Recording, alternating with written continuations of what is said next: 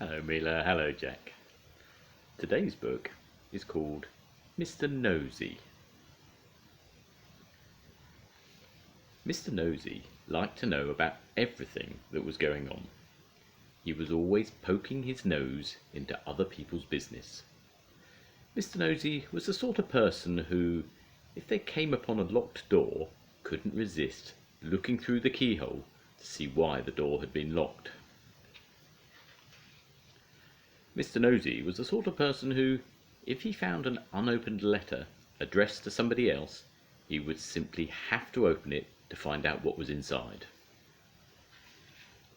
Mr Nosey was the sort of person who, if he was sitting reading a newspaper on the train, would much rather read the newspaper of the person sitting next to him.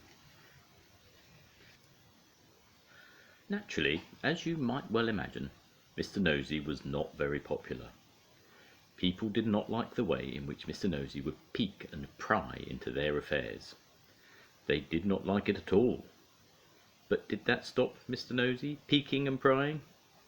It did not. Mr Nosey lived in a funny, tall, thin house in a place called Tiddletown. The people of Tiddletown decided that Mr Nosey was becoming much too nosy, and so they held a meeting to discuss what to do about him.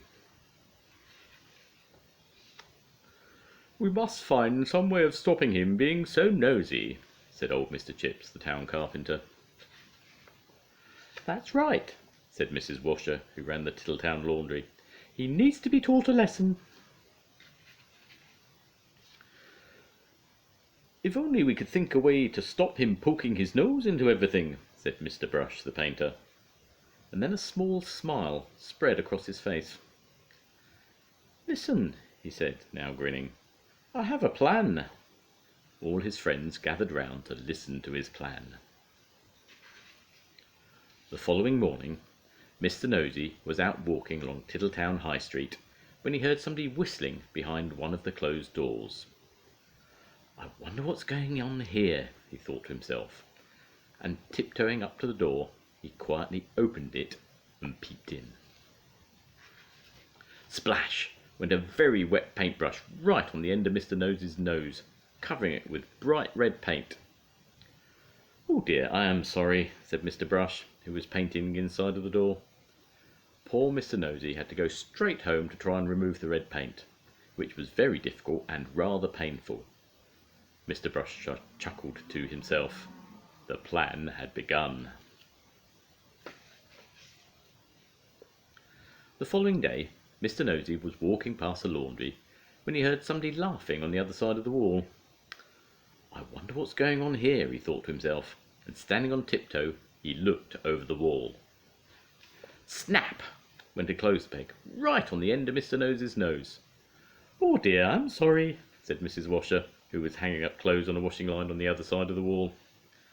Poor Mr Nosey removed the clothes peg and went off down the street, feeling extremely sorry for himself and for his poor red nose. Mrs Washer chuckled to herself. The plan was working. The next day, Mr Nosey was going past a fence when he heard some hammering.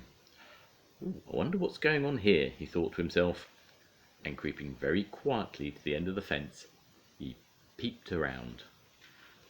Bang went a hammer right on the end of Mr Nosey's nose. "Oh dear, I am sorry," said old Mr Chips, who was nailing up a loose plank in the fence. Poor Mr Nosey had to go home immediately and bandage his poor red sore nose. Mr Chips grinned a broad grin. The plan was working very well indeed. The following day, Mr Nosey was walking in the woods when he heard somebody sawing wood. "I wonder what's going on here," he thought to himself, and crept up behind a tree.